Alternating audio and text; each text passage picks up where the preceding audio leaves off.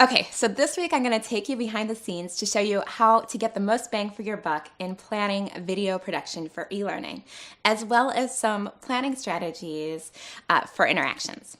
So to do this, I will review the equipment that I use, the authoring tools I enjoy, and how I kind of make this a one-man show. So this will help you in your own planning for your own e-learning course. Of course, remember, I don't want you to jump ahead of yourself by diving into the development section yet.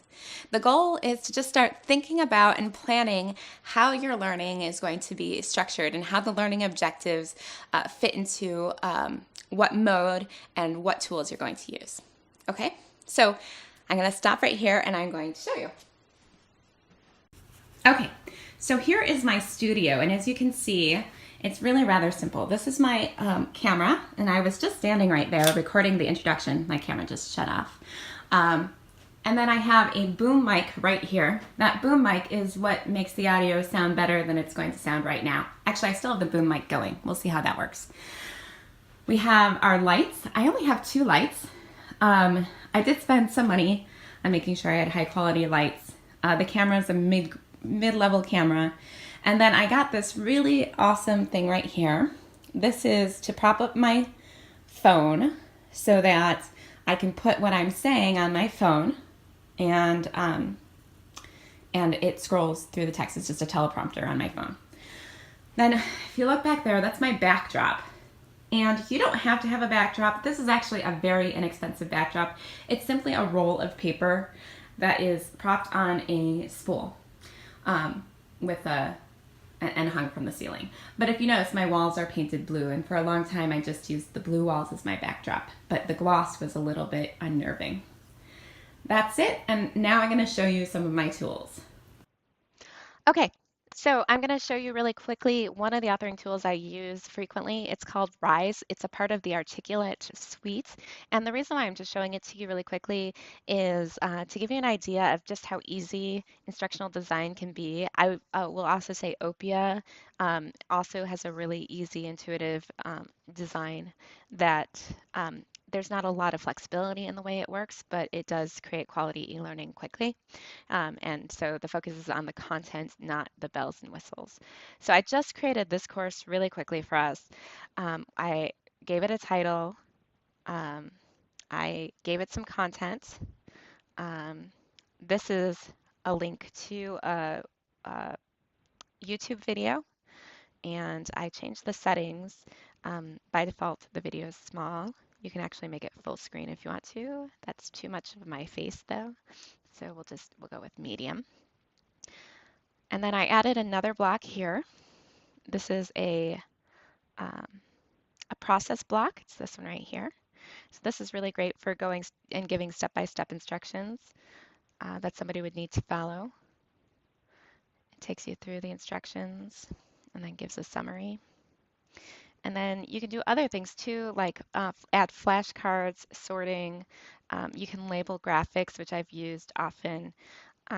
You can also have a continue button that scrolls down to the next portion of your lesson.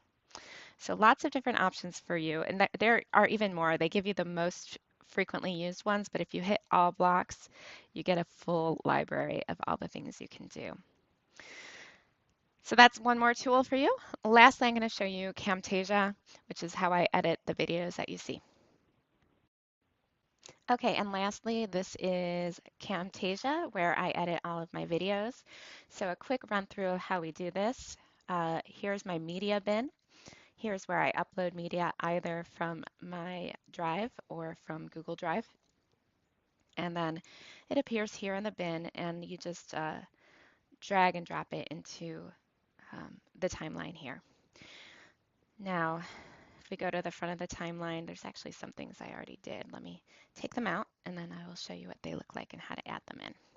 So the first thing we can do is we can add annotations. So this is a great way to just, let's say, put your name here so that people know who you're talking to. And so we can put that right at the beginning.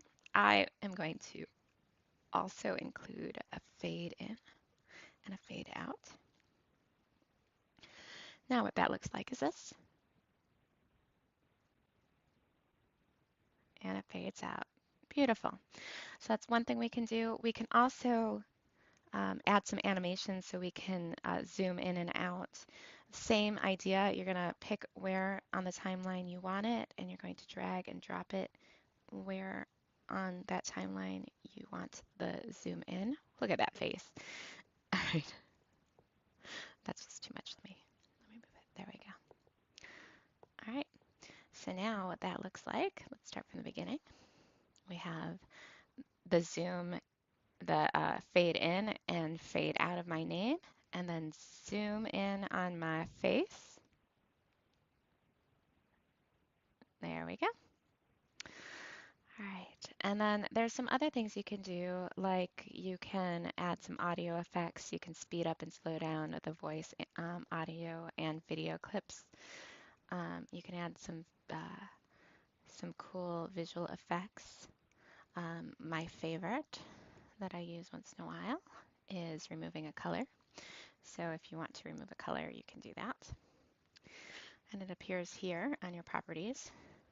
And then you're going to select the color you want to get rid of.